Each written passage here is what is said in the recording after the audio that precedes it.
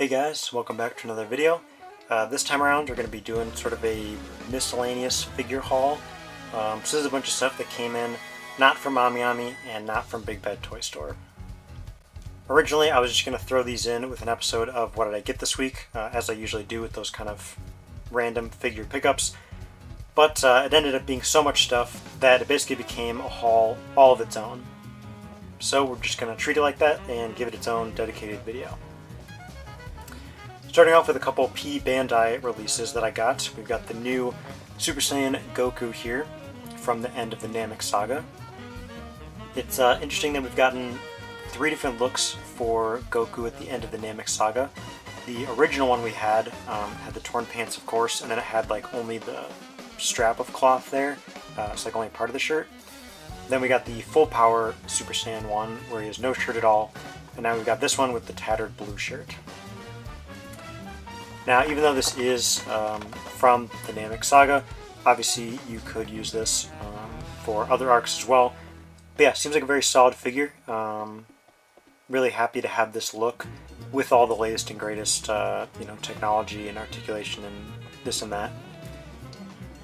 And it'll be really cool to get him posed up with the upcoming new version of Final Form Frieza.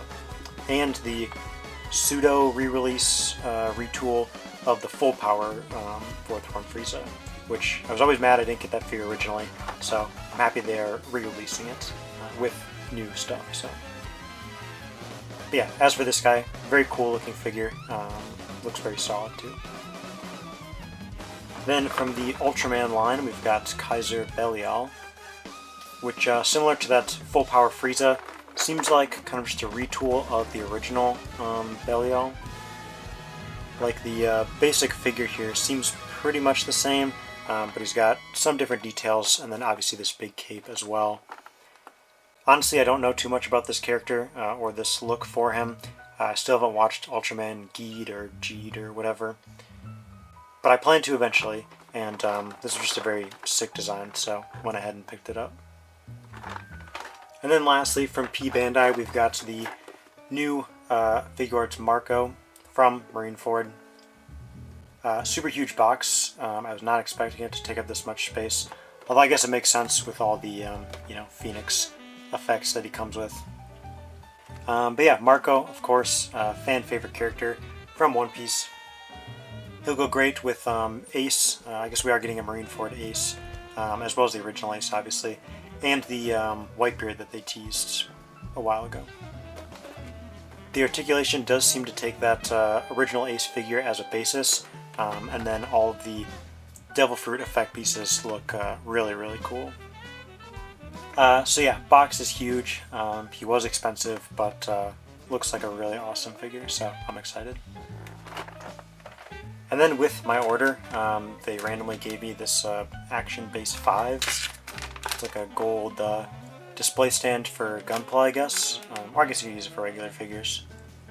So yeah, I don't know, just thought I would mention that, I guess. Moving over to Jada, we've got the latest in their Street Fighter 2 line. This was a exclusive 2-pack for Walmart CollectorCon, I believe. So this gives us new colors for Guile and M. Bison here. So that's going to be our 4th M. Bison and our 3rd Guile. And honestly, I mean, obviously the original colors are very classic and iconic, but I really dig this red Guile. These are just, the same figures we've already gotten, just different colors. Nothing wrong with that, because that's kind of the name of the game for fighting game toy lines.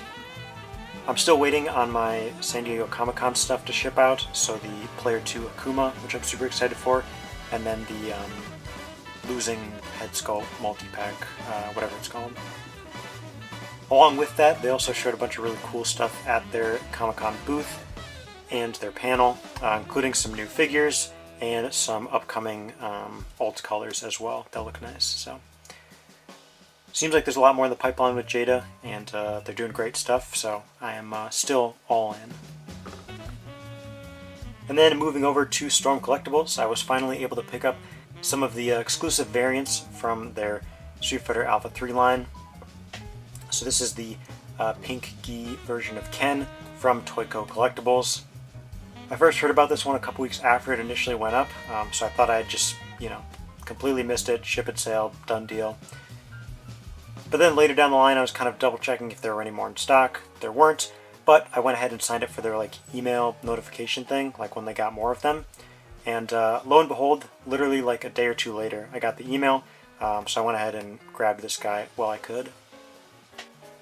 So yeah, same Ken figure that we're familiar with, just with the pinky, but like I just said about Jada, I am all in on these variants, although with Storm, it's been a little bit trickier to pick them all up. I guess some people were a little upset that the colors in the artwork and the renders here doesn't quite match the figure. The figure's more of a brighter pink, but I don't really mind. I think it still looks nice. And then I was also able to pick up the 3 Evo exclusive figures. I got them off of Toy Arena.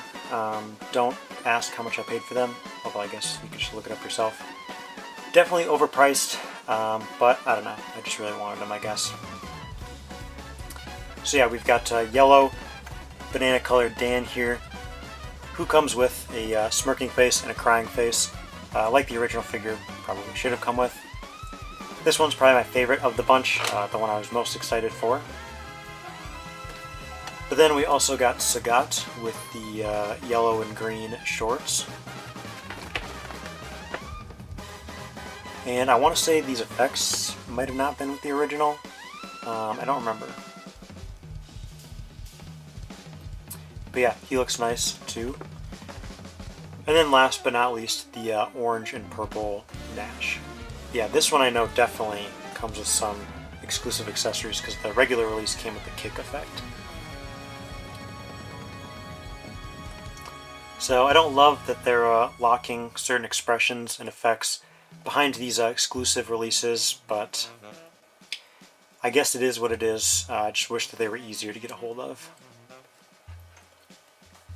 So while I was making that order from Toy Arena, I went ahead and checked out what else they had listed, and here's a figure I didn't even know about. This is the, I believe, San Diego Comic-Con 2025 exclusive figure from the 3-0 Transformers MDLX line, Lost Light version of Rodimus. But yeah, I am surprised I didn't even hear about this figure. I feel like for this line, I generally have my finger on the pulse with it, but I guess this one slipped by, and it's like a year old, so I was happy to see they still had it in stock and went ahead and grabbed it. So, and for another figure from the same line I somehow didn't know about, we have the Toxitron. So it's basically a different colorway for Optimus, but obviously it's a different character. But yeah, I think he looks super sweet. The website mentioned that it was an exclusive, but I didn't see what convention or whatever it was exclusive to, so I'm not really sure. But yeah, it was a figure in the line I was missing, so picked it up, obviously. And then finally, rounding things out for this miscellaneous haul, we've got my first ever figure from Mondo. This is going to be their Motu 2000X Skeletor figure, the 1/12 scale one.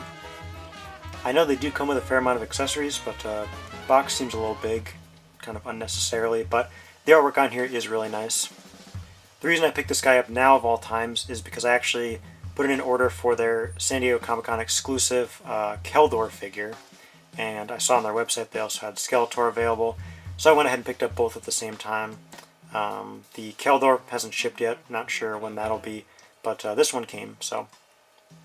Motu is one of those series I've kind of always enjoyed from afar. When I was younger, I got really big into 80s cartoons and toy lines. So it's always been on my radar and stuff, along with Transformers, Ninja Turtles, Thundercats, all that sort of stuff. But unlike Ninja Turtles and Transformers, I never got super deep into Motu. Although I guess I have picked up a lot of knowledge on it through YouTube videos and the bits and pieces of the different series I've seen. But anyway, even though I haven't seen the whole 2000X show, I've seen some of it, and I really liked the designs from that series. So happy that we're getting some nice 1/12 scale, high-end collectible figures based on those designs. So yeah, there are all the random figures that I picked up or received over the last couple weeks or last month or so. Like I said, I was kind of holding on to them, not really sure where to include them, and then it ended up just piling up more and more to the point that it made the most sense to just make a separate video covering them all. Not really sure when this one will go up timeline-wise. I'm recording a couple different videos today. But yeah, thanks for watching. Hope you guys enjoyed, and see ya.